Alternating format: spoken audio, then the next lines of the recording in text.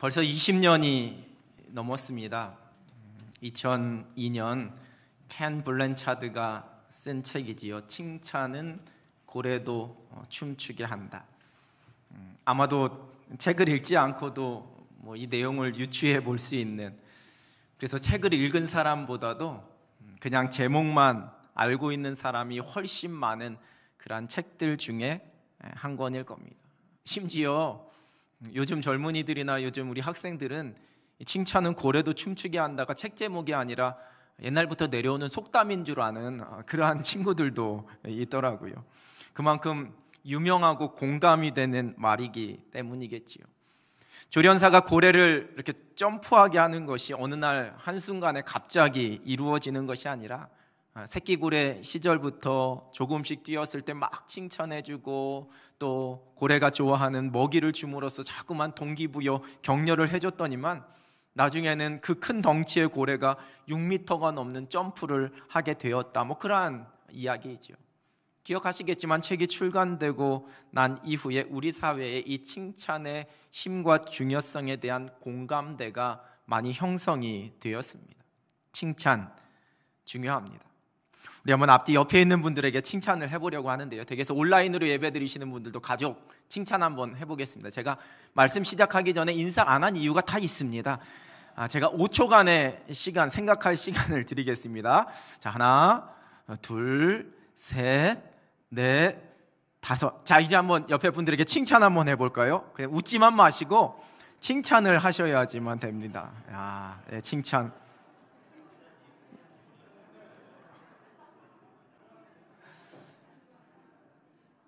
어떻게 막 칭찬 들으시니까 막 지금 춤출 것 같은 그러한 기분이신지요? 흔히 영혼 없는 멘트라고 하죠. 그저 형식적이고 의미 없는 인사치레의 칭찬에는 별 감동이 없어서 그냥 아무런 마음의 기쁨이나 이런 게 없는, 그런데 마음에서 우러나오는 칭찬의 말 한마디가 사람에게 힘을 불어넣어 줍니다. 목사님, 저도 우리 성도님들이 가끔 건네주시는 말 한마디에 행복해지고 막 피로가 다 풀리고 막 힘이 날 때가 있습니다. 그렇다고 예배 끝나고 나가실 때 꼭 칭찬해달라는 그런 이야기는 아니고요. 오늘 함께 읽은 본문의 말씀도 고린도 교회 성도들을 든든하게 세우고 그들에게 격려해주고 그들에게 힘을 주는 그런 말씀을 기록하면서 시작하고 있습니다. 이 고린도 교회는 바울이 2차 전도 여행 때에 세워진 교회입니다. 이 고린도는 그리스 남쪽의 해안가에 위치한 항구 도시였습니다. 그래서 무역과 교통의 중심지로 수많은 사람들이 그 도시에 몰려들어서 장사를 하고 그런 도시였습니다. 부유하기는 했지만, 그러한 사람들로 인해 부유함은 누렸지만 도시 전체가 도덕적으로 성적으로 타락하게 되었고, 다문화 그 사회 속에서 아주 우상 숭배도 만연해지게 되었습니다. 이와 같은 환경 속에서 세워진 고린도 교회가 자신들의 믿음을 지키면서 그렇게 믿음을 유지해 나가기가 결코 쉽지 않은 그러한 상황이었습니다. 게다가 유대인들과 이방 종교를 숭상하는 사람들의 핍박도 있었습니다. 또한 교회 내부 안에 분파가 일어나고 있었고 교회 속에서 많은 문제들이 생겨났습니다. 이렇듯 교회 안팎에서 찾아오는 어려움 속에 힘들어하고 있는 고린도 교회 그 성도들을 향한 하나님의 말씀입니다. 오늘 본문 3절의 새번역 성경입니다. 우리 주 예수 그리스도의 아버지이신 하나님을 찬양합시다. 그는 자비로우신 아버지시요 온갖 위로를 주시는 하나님이시요. 하나님이 어떠한 분이신지 그 하나님의 성품을 선포하고 있습니다. 자비로우신 아버지, 위로를 주시는 하나님, 이렇게 말씀합니다. 그리고 이어지는 말씀 속에서도 모든 환난 가운데 우리를 위로하여 주시는 분이다, 이렇게 기록하고 있습니다. 그리고 고난이 우리에게 넘치는 것 같이 또한 우리를 위로하시는 그 하나님으로 인해 우리가 받는 위로가 넘친다, 그리스도 안에서 넘친다, 이렇게 말씀합니다. 예수 그리스도를 믿는 믿음으로 말미암은 고난이 여러분 우리에게 분명히 존재합니다. 특별히 사도 바울은 이러한 고난이 무엇인지에 대해서 너무나 잘 알고 있었습니다. 사도 바울에게 그리스도로 말미암은 고난은 여러분 이론이 아니라 실제적인 체험이었습니다. 그의 삶 내내 그 고난이 늘 따라다니는 그러한 삶이었지만 또한 그는 하나님께서 주시는 위로 또한 나에게 넘쳐난다, 나를 떠나지 않았다, 그렇게 고백하고 있는 겁니다.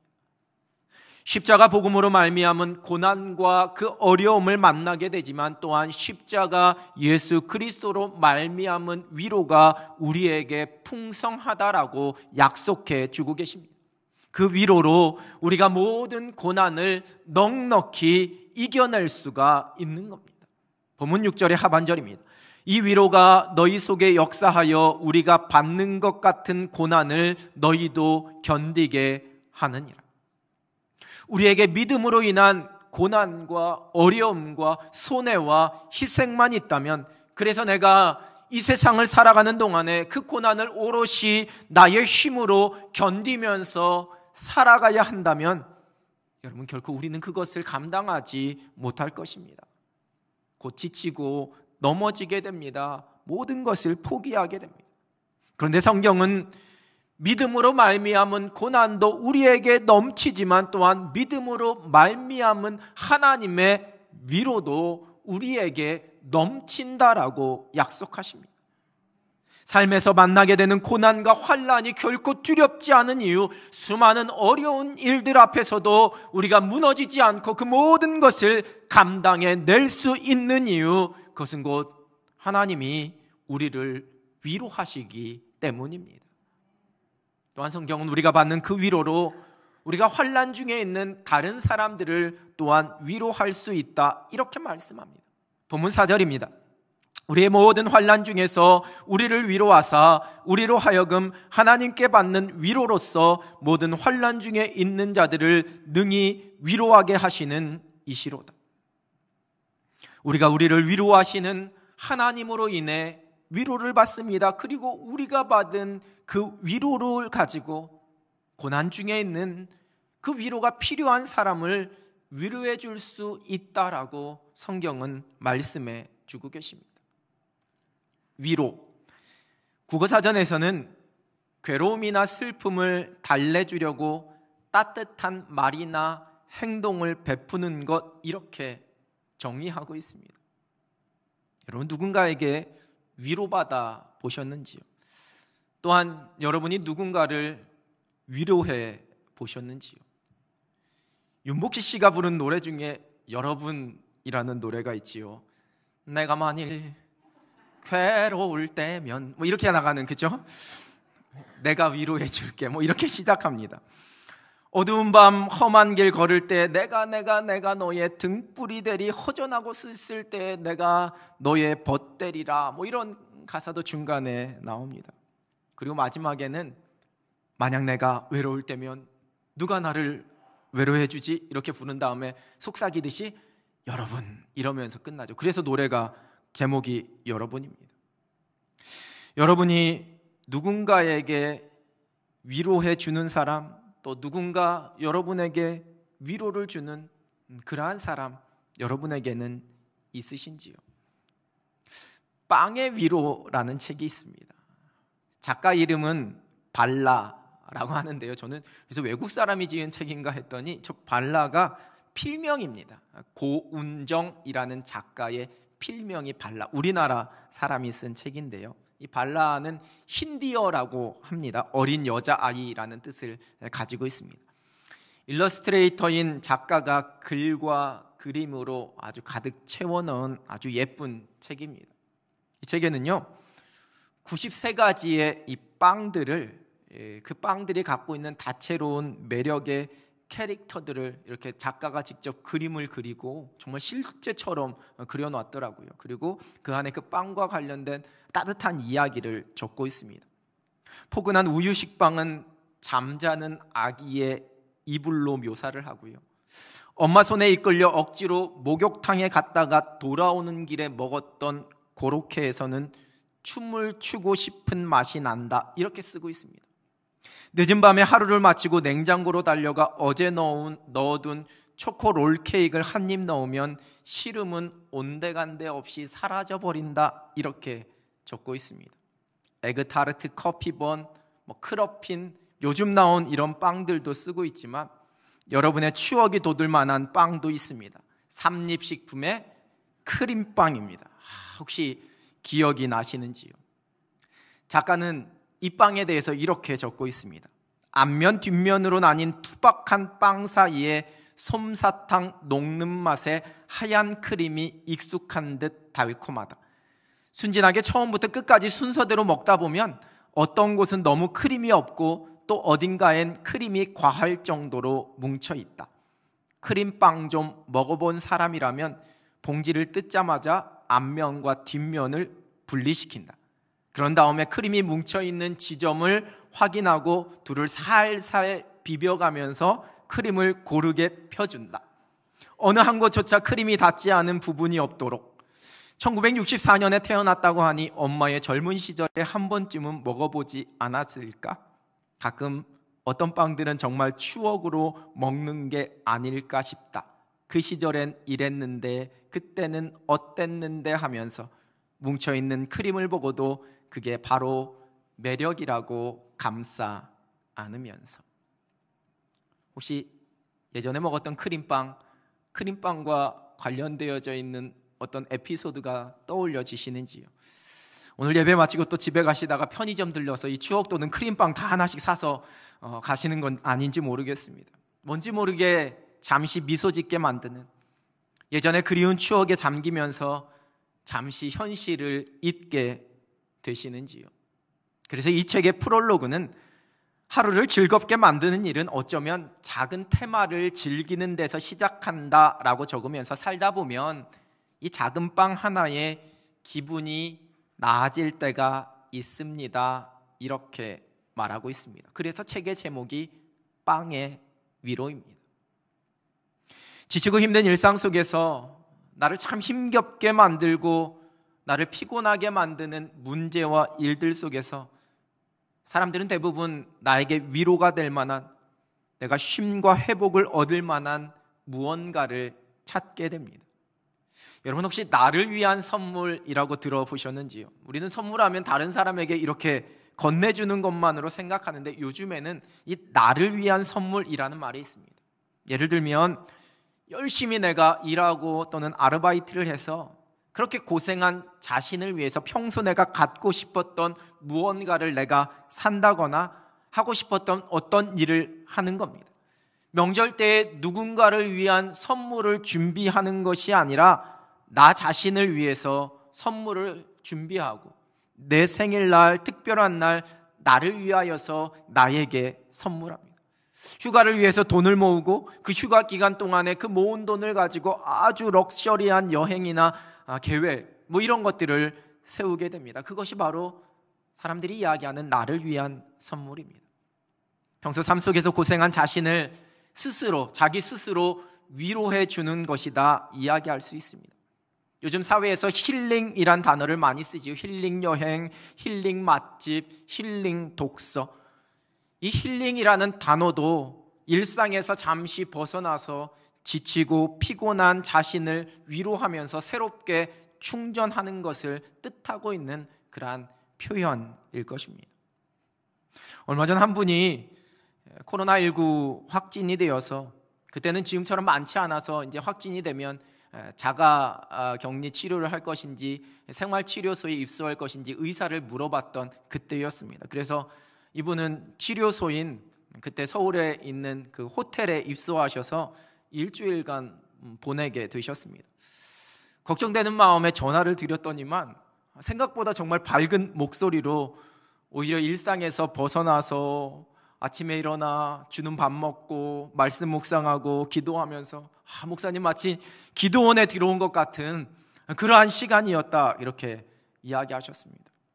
내가 왜 확진되었을까? 정말 운이 없네. 뭐가 어디서부터 잘못된 걸까? 답답하게 어떻게 한 주 이렇게 격리하나라는 그러한 생각이 아니라 긍정적으로 그 시간을 받아들이고 오히려 회복의 은혜를 누리시는 그러한 모습이었습니다. 물론 그렇다고 이 코로나19 확진되기를 사모하시면 안 됩니다. 이게 경증이셨으니 망정이지 힘들어 하시는 분들도 생각보다 많습니다.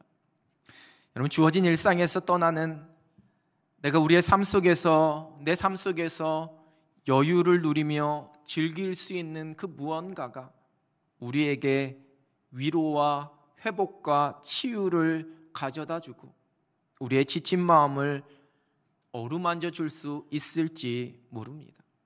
저도 이렇게 주일 사역 마치고 집에 들어가게 되면 커다란 헤드폰을 이렇게 귀에 끼고 음악을 들으면서 잠시 마음의 긴장을 내려놓는 그러한 시간을 갖기도 합니다.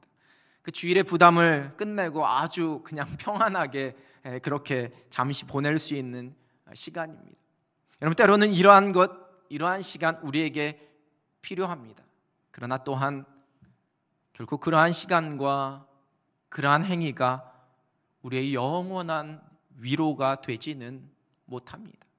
말 그대로 그냥 그 순간 잠시일 뿐입니다. 그런데 성경은 우리에게 영원한 위로를 말씀하십니다. 곧 하나님께서 우리를 위로하시는 위로의 하나님이시다라고 말씀해 주고 계십니다.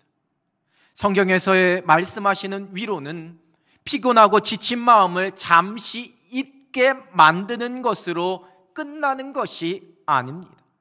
여러분, 성경에서 말씀하시는 위로는 그 마음이 두렵지 않고 하늘의 평안으로 가득 차도록 어떠한 어려움 속에서도 흔들리지 않도록 붙잡아 주는 것을 성경에서는 위로라고 말씀하고 있습니다. 특별히 구약 성경에 기록된 위로가 주로 이러한 의미로 기록됩니다. 시편 86편 17절입니다. 은총의 표적을 내게 보이소서. 그러면 나를 미워하는 그들이 보고 부끄러워하오리니 여호와여, 주는 나를 돕고 위로하시는 이시니이다. 이사야 51장 3절입니다. 나 여호와가 시온의 모든 황폐한 곳들을 위로하여 그 사막을 에덴 같게 그 광야를 여호와의 동산 같게 하였나니 그 가운데에 기뻐함과 즐거워함과 감사함과 창화하는 소리가 있으리라. 이사야 66장 13절입니다. 어머니가 자식을 위로함같이 내가 너희를 위로할 것인즉 너희가 예루살렘에서 위로를 받으리니. 구약 성경에 기록된 위로는 히브리어 단어 나함이라는 단어의 기본형에서 파생된 여러 단어들을 사용하고 있습니다. 이 단어는 원래 숨을 깊이 들어 마시다라는 뜻을 가지고 있는데요, 이 단어가 다른 사람과 관련하여 쓰일 때는 동정의 마음을 표현합니다. 그 내면에 있는 감정과 슬픔과 동정이 겉으로 표출되고 행동으로 옮겨지는 것을 뜻하는 겁니다. 누군가를 위로하는 겁니다. 구약 성경의 위로는 대부분 하나님의 회복하심의 약속과 연결되어서 기록되고 있습니다. 죄로 인해 심판받아야 할, 또한 심판 가운데 멸망하고 포로로 잡혀가 있는 그 황폐하고 어두운 상황 속에서 하나님의 회복하심과 구원의 그 은혜를 약속하실 때에 하나님은 이 위로라는 단어를 사용하고 계십니다. 지금 당하고 있는 그 환난과 어려움이 궁극적인 끝이 아니라는 것을, 그것이 본질이 아니라는 것을 깨닫게 하시는 은혜입니다. 눈앞에 펼쳐져 있는 문제로 말미암아 두려워하지 말고 그 속에서 다시 회복하실 하나님의 약속을 붙잡고 평안을 누릴 수 있도록, 그 환난 속에서 흔들리지 않도록 약속 붙잡고 견뎌내도록 하는 것, 그것이 하나님께서 말씀하시는 위로입니다. 그래서 구약의 위로를 영어 성경에서는 comfort라는 단어로 주로 번역하고 있습니다. 이 단어는 위로라는 의미도 있지만 평안하다, 달래다, 이러한 뜻도 가지고 있습니다. 반드시 이루실 하나님의 구원과 회복의 약속, 반드시 행하실 그 하나님의 손길을 신뢰하고 기다리면서 환난과 어려움 속에서 평강을 누리는 것, 그것이 위로입니다. 여러분, 그래서 성경은 하나님의 위로와 하나님의 사랑과 인자하심을 함께 말씀하십니다. 시편 119편 76절입니다. 구하오니 주의 종에게 하신 말씀대로 주의 인자하심이 나의 위안이 되게 하십니다. 저 위안이 위로를 뜻하는 똑같은 히브리어를 사용하고 있습니다. 주님의 인자하심으로 주님 나를 위로해 주옵소서. 하나님께서 우리를 사랑하시기에, 하나님께서 우리를 구원하시고 하나님께서 반드시 그 약속을 이루어 주십니다. 그 사랑으로 우리를 위로하십니다. 삶의 공고함 속에, 내가 감당하기 어려운 삶의 문제 속에 놓여있는 우리가 결코 초라하게 망할 수 없는 자들이라는 것을, 우리가 뒤처지거나 억눌려서 기죽어 앉아있을 수 없는 자들이라는 것을 하나님께서 말씀하십니다. 그 모든 상황 속에서 우리를 위한 하나님의 인자하심이 멈추지 않습니다. 사랑의 하나님의 약속이 포기되지 않습니다. 이것이 바로 우리를 향한 하나님의 위로입니다. 여러분, 또한 성경에서 말씀하시는 위로는 용기를 주는 것입니다. 주로 신약 성경에 기록된 위로가 이러한 의미로 쓰여지고 있습니다. 오늘 본문에 기록된 위로라는 단어는 헬라어로 파라클레시스라는 단어로 표현되고 있는데요, 이 문자적으로는 곁에서 부르다라는 의미를 가지고 있습니다. 이 비슷한 발음의 헬라어 혹시 들어보셨는지 모르겠습니다. 파라클레토스라는 단어를 쓰는데요, 우리말로 하면 보혜사 이렇게 번역합니다. 즉 성령입니다.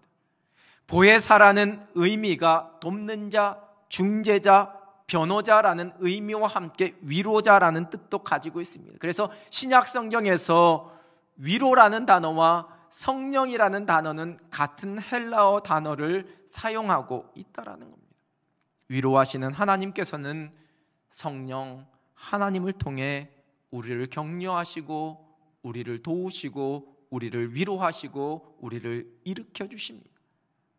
여러분, 신약 성경의 위로 또한 구약처럼 약속한 그 구원을 이루어 주심에 대한 보장입니다. 믿음으로 말미암은 고난과 핍박과 손해를 우리가 이 땅에서 경험할지 모르지만 그 십자가의 고난이 곧 우리의 구원이 된다라는 것을, 그 구원의 약속을 붙잡고 우리가 모든 것을 이겨낼 수 있다라는 것을 말씀합니다. 그리고 더 나아가서 위로는 우리로 낙심하지 않도록, 우리로 절망 가운데 빠지지 않도록 해주시는 하나님의 격려입니다.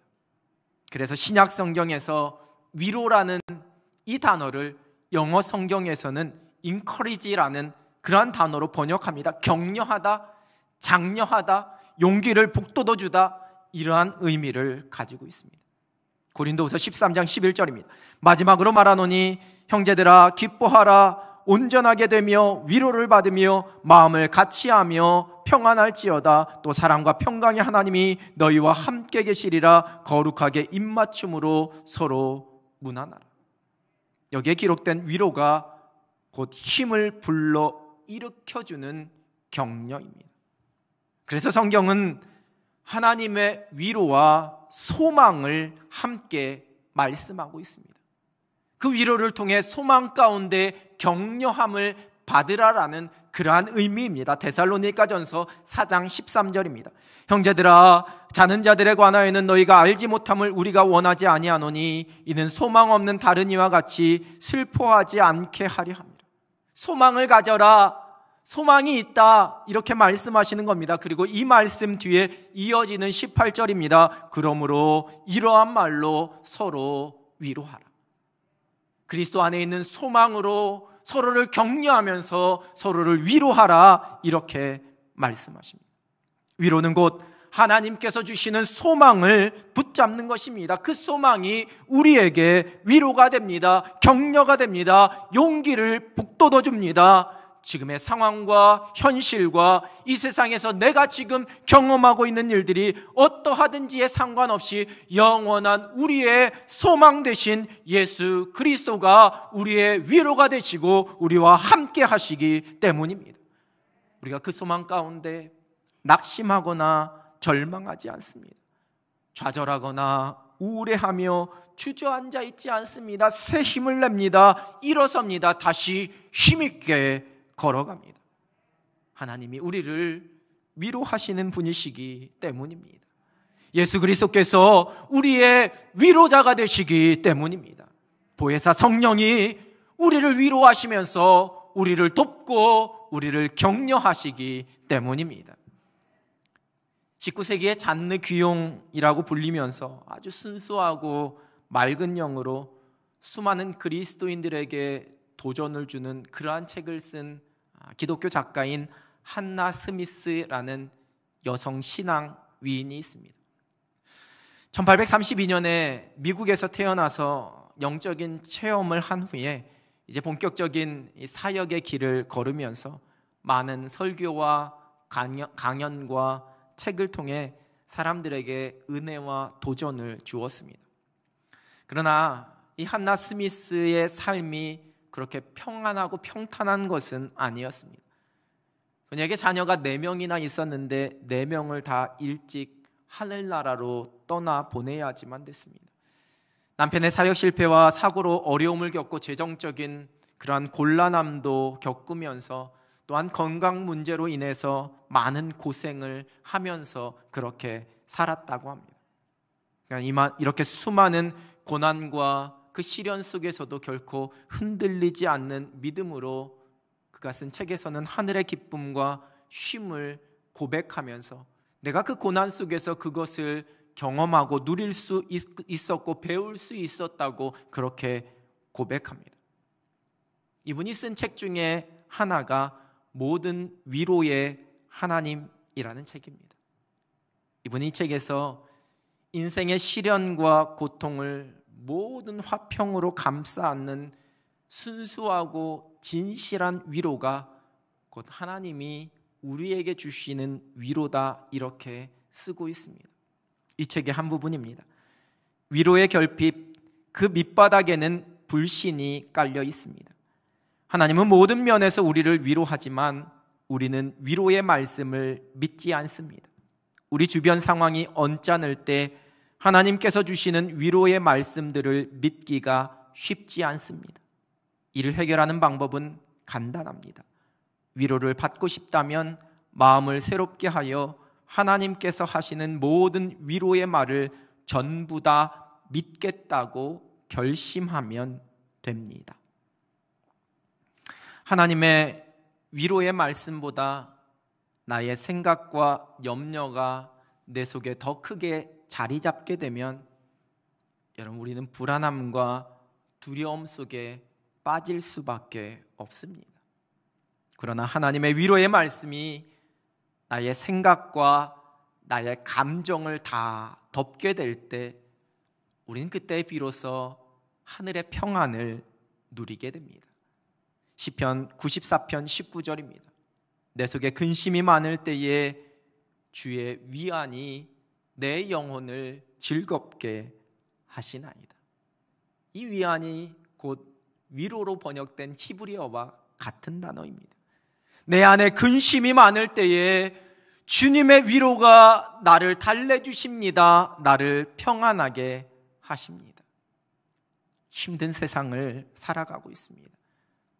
시대의 어려움을 또한 우리 개인의 삶 속에 크고 작은 문제와 염려로 결코 녹록지 않은 삶을 저와 여러분이 살아갑니다. 때로는 지치게 되고 피곤합니다. 너무 어렵습니다. 특별히 시대의 대세와 그 시대의 풍조를 따르지 않는 우직한 믿음으로 이 세상을 살아가는 것이 결코 쉽지 않다라는 것도 경험하게 됩니다. 내가 감당할 수 없는 많은 일들 앞에 두려움과 낙심도 경험하게 됩니다. 이때 우리는 우리의 믿음의 눈을 들어서 우리를 위로하시는 살아계신 하나님을 바라봅니다. 내가 연약할수록 나를 더욱 사랑하시는 그 하나님의 사랑의 위로, 넘어지고 낙심한 우리를 격려하시면서 다시 일어나 걸으라고 말씀하시는, 소망 가운데 살아가라라고 말씀하시는 하나님의 위로를 붙잡습니다. 우리가 그 위로를 누리면서 힘있게 우리의 믿음의 경주를 달려갑니다. 믿음의 사람들은 결코 이 세상의 위로와 격려가 아닌 하늘의 위로로 살아갑니다. 그 위로로 인하여서 모든 일들을 소망과 담대함으로 넉넉히 감당하며 승리합니다. 그 사람이 곧 시대를 거스르는 믿음의 사람입니다.